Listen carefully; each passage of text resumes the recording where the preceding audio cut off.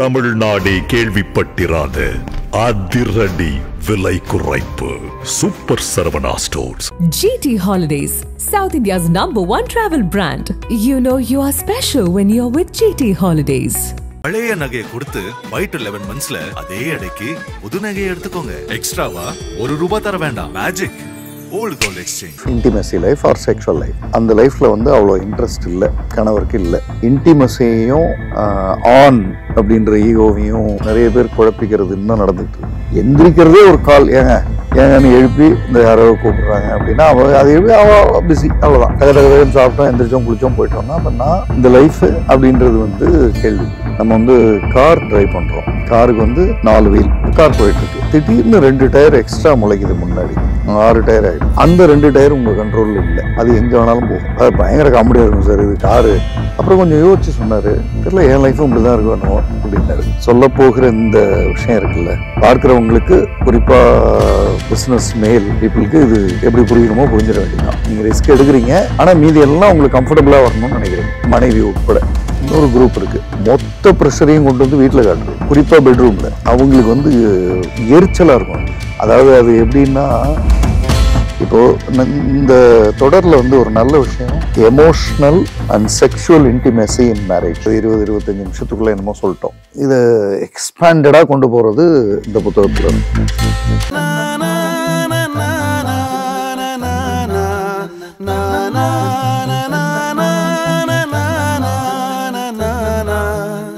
நக்கீர நேயர்களுக்கு வணக்கம். மனங்கள் வெர்சஸ் மனிதர்கள் இஸ் ஈக்குவல் டு கதைகள் அப்படின்ற அந்த தொடர்ல திருமுக ஜெய்சன் அவர்கள் அவர் கொடுத்த கவுன்சிலிங் பத்தி நம்மளே தொடர்ந்து பேசிட்டு வராங்க. இன்னைக்கும் ஒரு மிக முக்கியமான ஒரு கவுன்சிலிங் பத்தி பேசுறதுக்கு நினைச்சிருக்காங்க. அவங்களை வரவேற்கலாம். வணக்கம். வணக்கம் சார். சார், இன்னைக்கு என்ன பார்க்க போறோம் சார்? போஸ்ட் மேரேஜ் லைஃப்ல ஆரம்பத்தில் இருக்கிற interest in personal life, intimacy life or sexual life. இன்டிமேசின்னு நம்ம வச்சுக்குவோம். அந்த லைஃப்ல அவ்வளோ இன்ட்ரெஸ்ட் இல்லை, கணவருக்கு இல்லை. இது எவ்வளவோ சொல்லியாச்சு, எவ்வளவோ என்னென்னமோ பேசிட்டேன், வாங்க டாக்டர்கிட்ட போகலான்னா அதுக்கு வர்றதுக்கு தயாராக இல்லை. அவருக்கு அது 3வது மனிதர்கிட்ட போய் சொல்றது ஒரு இன்சல்ட் மாதிரி அவர் நினைக்கிறார்.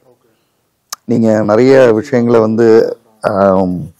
இன்டிமசியையும் ஆன் அப்படின்ற ஈகோவையும் நிறைய பேர் குழப்பிக்கிறது இன்னும் நடந்துகிட்டு இருக்கு. இன்டிமசியில் சரியில்லைன்றதுக்கு அதற்கு இப்போ செக்ஸாலஜிஸ்ட்னு இருப்பாங்க, அவங்கள போய் பார்த்தா அவங்க 4 விஷயம் சொன்னாங்கன்னா சரி பண்ணிட்டா வேலை முடிஞ்சுது. ஆனால் அது போய் சொல்கிற என்னை பற்றி என்ன நினைப்பாங்க, என் மரியாதை என்ன ஆகிறது அப்படின்னு இதில் கொண்டு நம்ம குடும்ப கௌரவம், மரியாதை, ஸ்டேட்டஸு, நான் வச்சுருக்கிற காரு, நான் படித்த படிப்பெல்லாம் இதில் கொண்டு சேர்க்க வேண்டியதில்லை. ஸோ இது மெடிக்கலி பேசுறது. ஆனால் நம்ம பேசுறது உளவியலுக்கு வந்துடுறோம். அது இன்னமும் ரொம்ப சேஃபஸ்ட் ஏரியா. ஏன்னா உளவியலாகவே சரியானாலே நிறைய விஷயங்கள் சரியாகிறதுக்கு வாய்ப்பு உண்டு.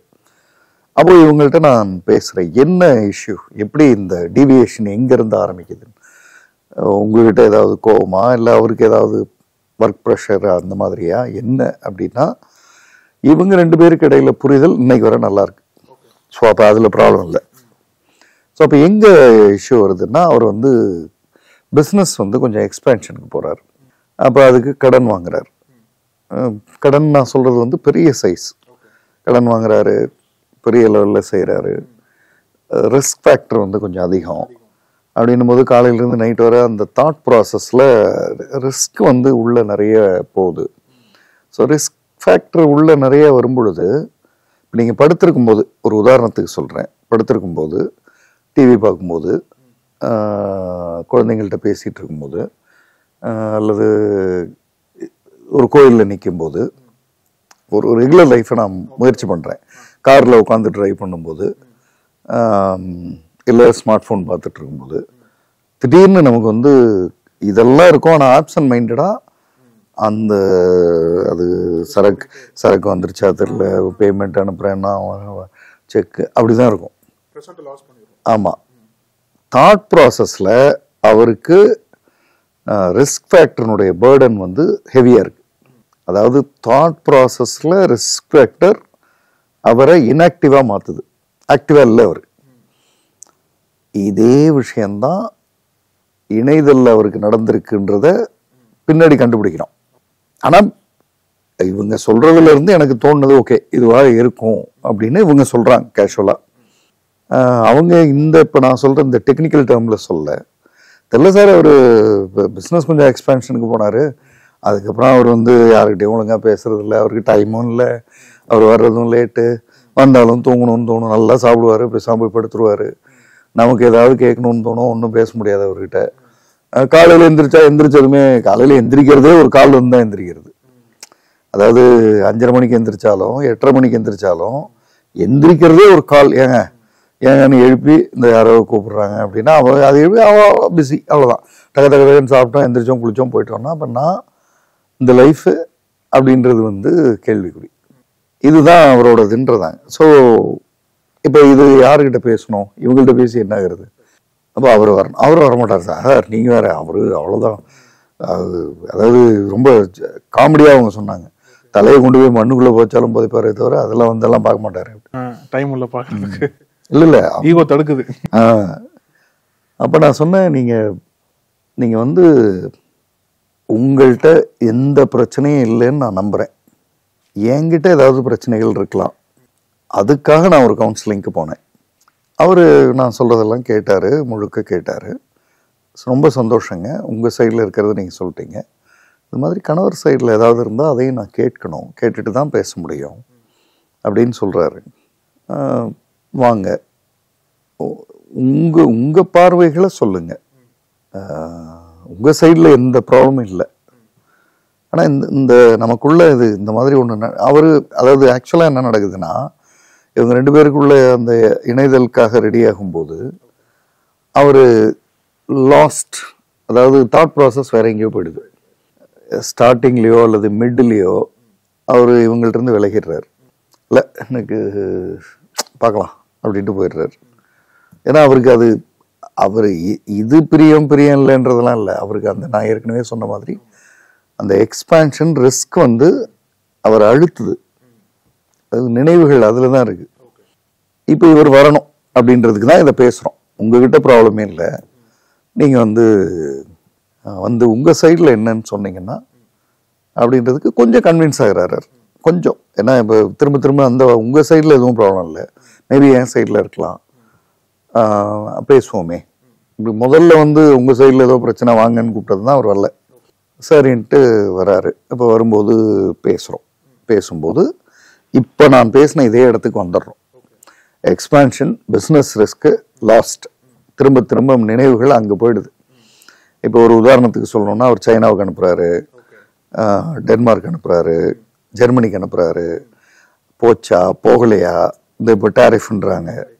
இந்த மாதிரி இன்டர்நேஷ்னல் லெவலில் ஏதோ அங்கே என்னமோ இங்கே என்னமோ பிரச்சனை, இப்போ நேபாளில் பிரச்சனைன்னு பேசுகிறோம்.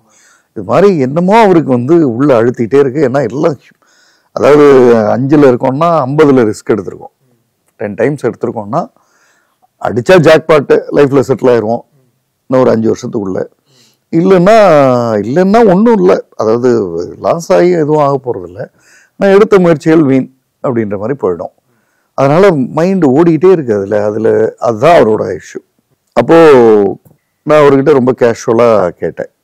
நம்ம கார் டிரைவ் பண்ணுறோம், காருக்கு 4 வீல் 4 டயர், கார் போயிட்டுருக்கு. திடீர்னு 2 டயர் எக்ஸ்ட்ரா முளைக்குது, முன்னாடி 6 டயர் ஆகிடுது. அந்த 2 டயர் உங்கள் கண்ட்ரோலில் இல்லை, அது எங்கே வேணாலும் போகும். அது லெஃப்டில் போகும், ரைட்டில் போகும், ரிவர்ஸில் போகும், என்ன வேணால் பண்ணும். ஆனால் 4 டயர் உங்கள் கண்ட்ரோலில் இருக்குது, நீங்கள் டிரைவ் பண்ணுறீங்க. இந்த கார் எப்படி போகும்? நீங்கள் 4 முயற்சி பண்ணிகிட்ருப்பீங்க, ஆனால் அந்த 2 என்னமோ எங்கேயும் ஃபிட் ஆகாமல் என்னமோ பண்ணிக்கிட்டே இருக்கும். இப்படி இருந்தால் எப்படி இருக்கும் அப்படின்னா அவர் 2 சொன்னார். ஃபஸ்ட்டு சிரிச்சிட்டாரு, பயங்கர காமெடியாக இருக்கும் சார், இது காரு 4 கண்ட்ரோலில் இருக்குது, 2 கண்ட்ரோலில் இல்லைன்னா. அப்புறம் கொஞ்சம் யோசிச்சு சொன்னார், தெரியல என் லைஃப்பும் இப்படி தான் இருக்கும் என்னவோ அப்படின்னாரு. அந்த 4 கண்ட்ரோலில் இருக்கிறது நம்ம பிஸ்னஸ்க்காக எடுத்திருக்கிற ஒரு முயற்சி. 2 கண்ட்ரோலில் இல்லாதது ரிஸ்க் ஃபேக்டர், என்ன வேணால் நடக்கும். அந்த 2 டயர் எப்படி போகும், லெஃப்ட் போகுமா ரைட்டு போகுமா தெரியாது, ரிவர்ஸ் வருமா, ரெண்டும் தனித்தனியாக திரும்பிக்குமா, அதெல்லாம் தெரியாது. ஏன்னா அது நம்ம எடுத்திருக்கோம், அந்த ரிஸ்க் எடுத்திருக்கோம், அதனால அது 2 டயர் வரும். இப்போ இந்த 4 டயர்ஸை அந்த 2 டயர் எப்படி போனாலும் அதுக்கு தகுந்த மாதிரி இந்த 4 டயர்ஸை டிரைவ் பண்ணுறது இருக்குல்ல, அந்த ஸ்கில் தான் உங்களை நீங்கள் சொல்கிற 5 வருஷத்தில் செட்டில் ஆகிறத நோக்கி அர்த்தம். இல்லை அந்த 2 கொஞ்சம் அமைதியாக இருந்துச்சுன்னா நான் வந்து கரெக்டாக ஓட்டிட்டு போயிடுவேன்னா நீங்கள் ரிஸ்கே எடுக்கலன்னு அர்த்தம். அது என்ன 2 அமைதியாக இருந்தால், 2 இல்லாமல் இருந்தால் தான் நீங்கள் பூம்போல ஓட்டு போயிருவீங்களே. அவருக்கு இது புரிய ஆரம்பிக்குது. இப்போ எனக்கு ப்ராப்ளம் வந்து அது இல்லை, இவங்க வந்து பேசினது. இப்போ அதை சொல்லணும் அடுத்து. இப்போ நான் என்ன சொன்னேன், நீங்கள் அந்த 2 டயர் ஃபோக்கஸில் உங்கள் கண்ட்ரோலில் இருக்கிற ஸ்டேரிங்கையும் ஒழுங்காக ஓட்டுறதில்ல. இந்த 4 டயரை கரெக்டாக ஓட்டிட்டா, அதாவது 2 டயருக்கு தகுந்த மாதிரி எக்ஸ்ட்ரா கண்ட்ரோலில் இல்லாத 2 டயருக்கு தகுந்த மாதிரி இந்த 4 கரெக்டாக ஓட்டிட்டா நீங்கள் எங்கே போகணுமோ போய் சேர்ந்துருவீங்க. அது உங்கள் திறமை.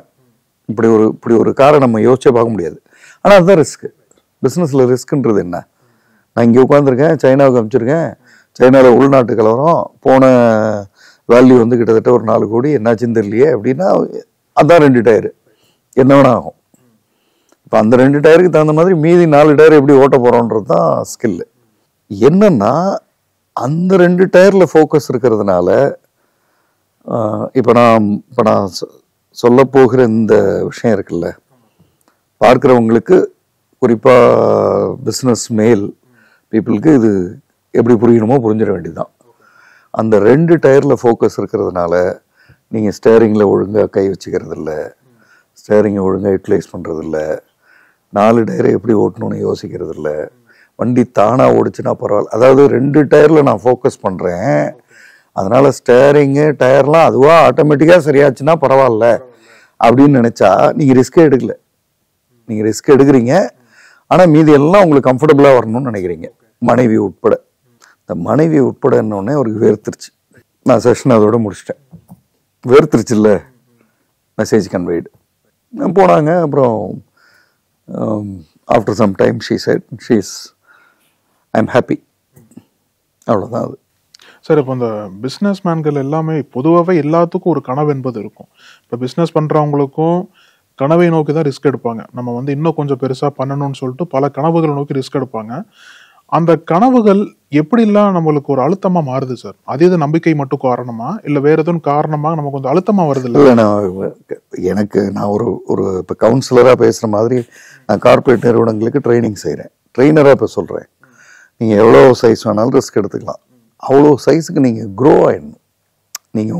நீங்கள் சைஸ் ஆஃப் ரிஸ்க் வந்து 500 டைம்ஸ்னு வச்சிங்களேன். சைஸ் ஆஃப் அ பர்சன் வந்து 1 டைம் இருந்தால் எப்படி மேனேஜ் ஆகும்? நான் சைஸ் ஆஃப் அ பர்சன் சொல்கிறது வந்து மைண்டில் அந்த அளவுக்கு க்ரோ ஆகிற பக்குவத்துக்கு வரணும்.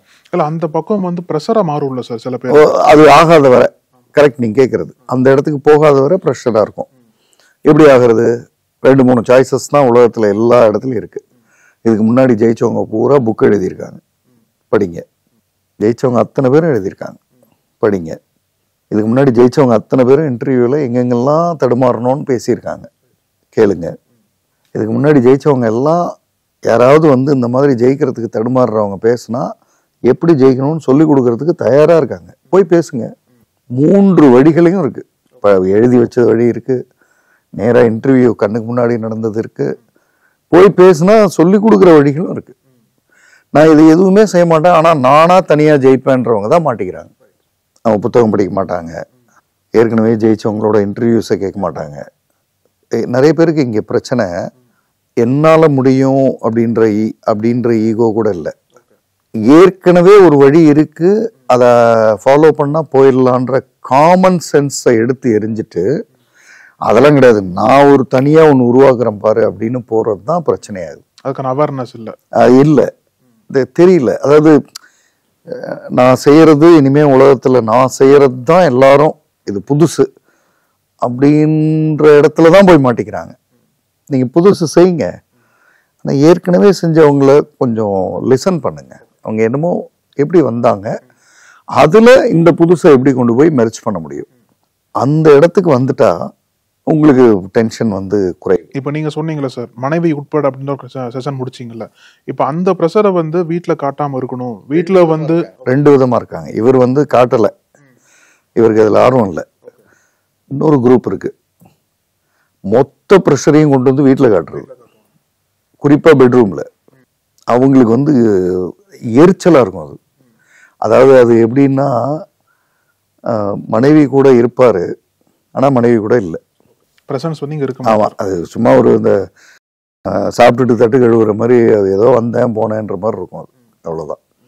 அது அவங்களுக்கு வந்து நீ ஆள் இங்க இல்லவே இல்லையே அப்படின்றது அவங்களுக்கு. இவருக்கு இன்ட்ரெஸ்டே இல்லைன்றது இது வேற. அவங்களுக்கு வந்து நீ எல்லாம் உனக்கு தேவையானதெல்லாம் செஞ்சுட்டு போயிடுற, அவ்வளவுதான்.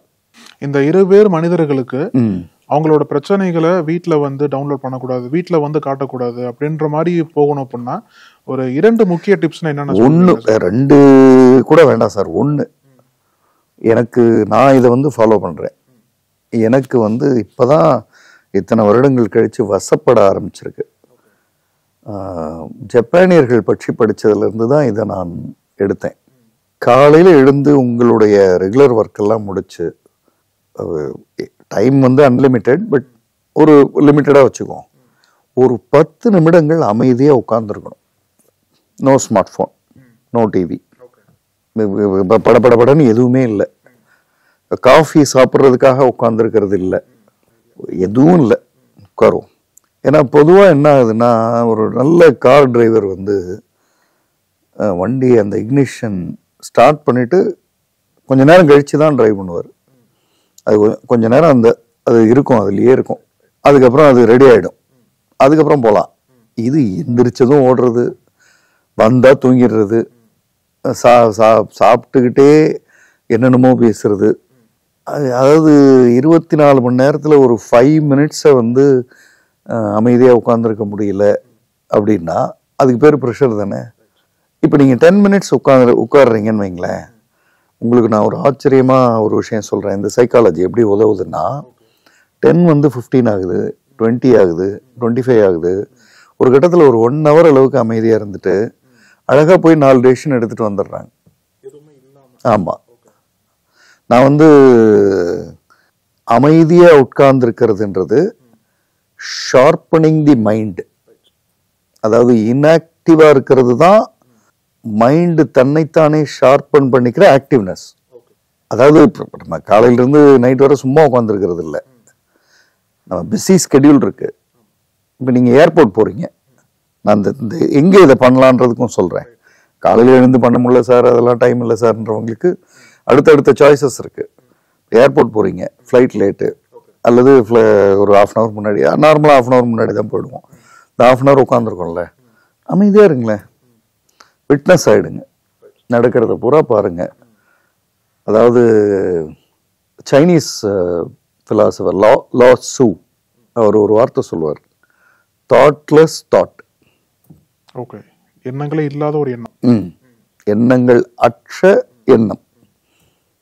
அதை ஒரு நிமிஷம் பழகுங்களேன் முதல்ல. நான் இதான் சார் உங்கள்கிட்ட கேட்கணும்னு நினைச்சேன். நீங்க சொல்றீங்களா, தொடர்ச்சியா நம்ம எண்ணங்களால தொடர்ந்து நம்ம வந்து எண்ணங்கள் தான் நம்மளை வந்து ஆக்கிரமிச்சிருக்குன்னு சொல்லலாம்.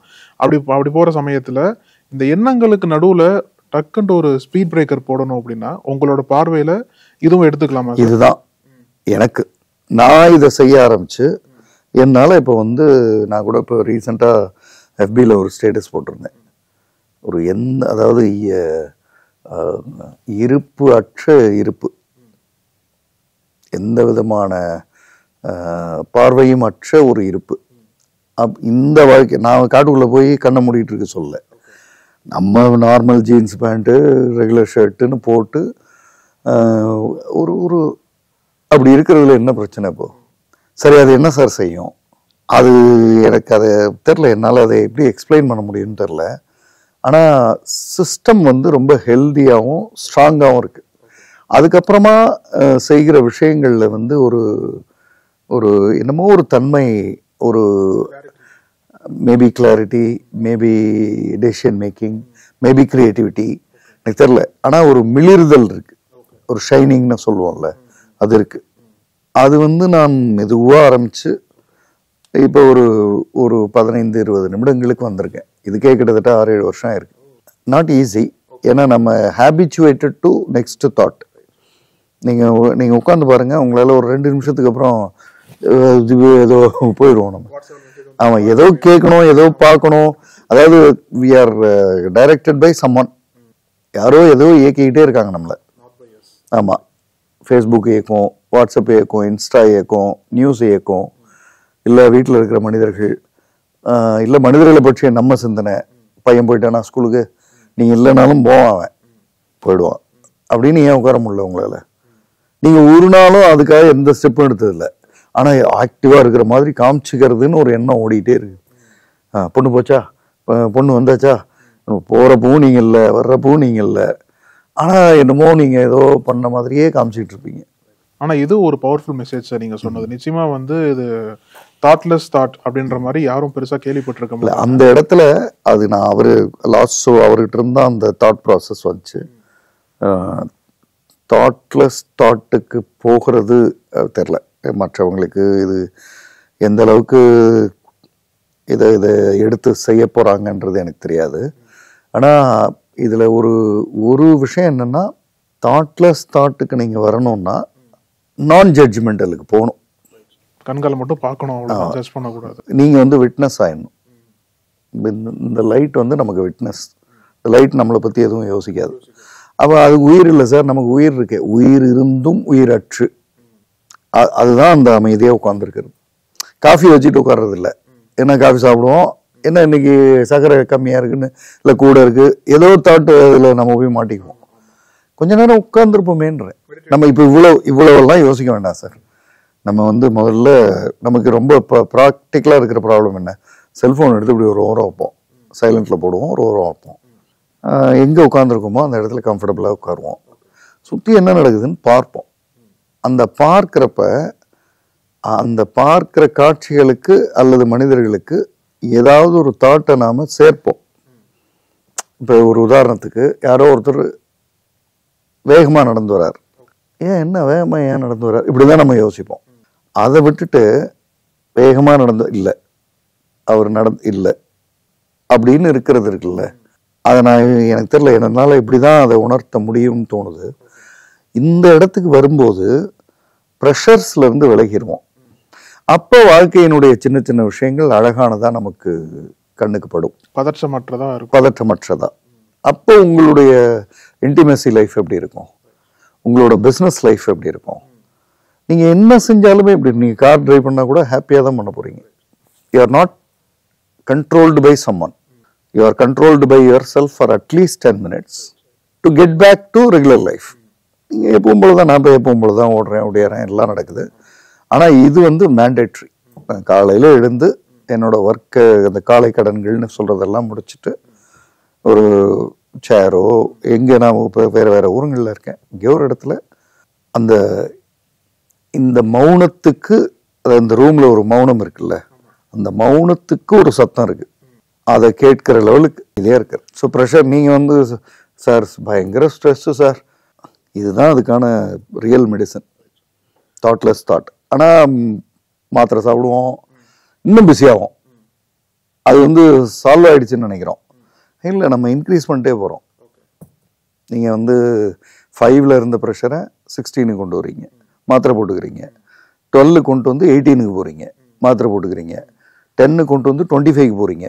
அதை க்ரோத்துன்னு நினைக்கிறீங்க, பிஸின்னு நினைக்கிறீங்க. ஏதோ ஜெயிக்கிறதுனா இப்படி தான் சார் அப்படின்னு படத்துலையும் அப்படி தான் காட்டுறாங்க. பொதுவாக நம்ம மக்களும் அப்படி தான் நடந்துக்கிறாங்க. இப்போ பிஸியாக இருக்காருனா, சார் அவர் பயங்கர பிஸி சார் அப்படின்னா, அவர் ஏதோ ஒன்றில் ஆக்குபைடாகவே இருக்காருன்னு நம்ம நினச்சிக்கிட்டு இருக்கோம். அப்படி இல்லை. நான் வந்து தாட்லெஸ் தாட் வந்து இவர்கிட்ட லாசோ பற்றி சொல்கிறேன்.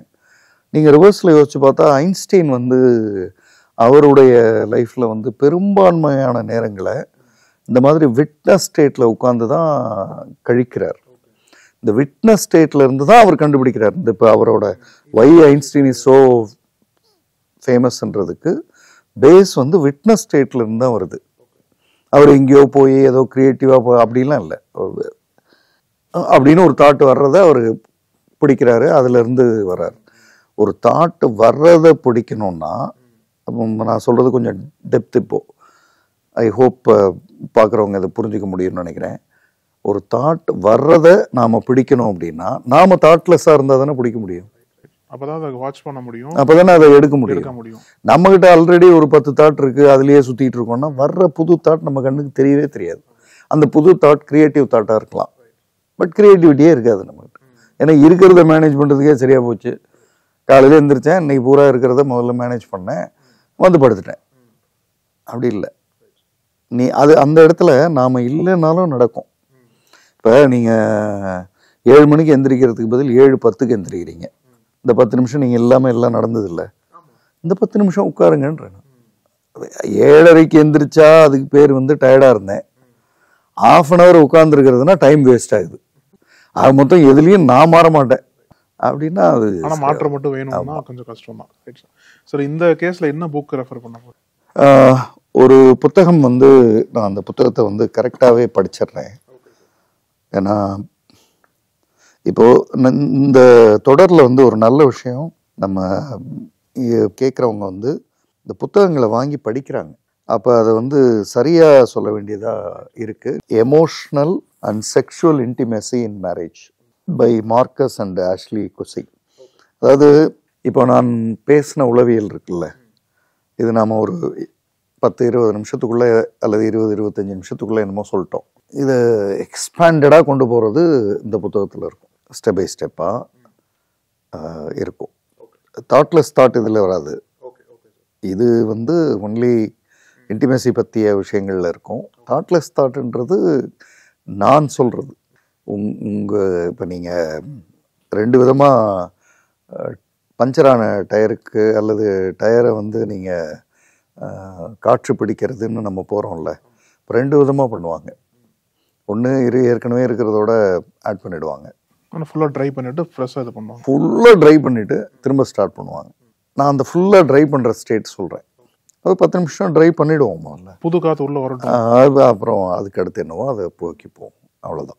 ரைட் சார், ஒரு பவர்ஃபுல் மெசேஜோட இந்த எபிசோட் முடிக்கலாம்னு நினைக்கிறேன். தாட்லெஸ் தாட் வந்து உண்மையிலே எல்லாத்துக்கும் ஒரு விழிப்புணர்வாக இருக்கும் சார். ரொம்ப நன்றி சார். தேங்க்யூ. நக்கீரன் டிவிக்கு சப்ஸ்கிரைப் செய்யுங்கள். உங்கள் ஆதரவே எங்கள் பலம். ஆசிரியர்களுக்கு நண்பனாகவும் மாணவர்களுக்கு ஆசானாகவும் திகழும் தேர்வு வழிகாட்டி. ஒவ்வொரு பாடத்திற்கும் அனுபவமிக்க ஆசிரியர்களின் துல்லியமான தெளிவான விடைகள். CNC இருக்கு, தேர்வு பயம் எதற்கு? இது தீரன் பப்ளிஷிங் ஹவுஸ் விற்பனை வெளியீடு.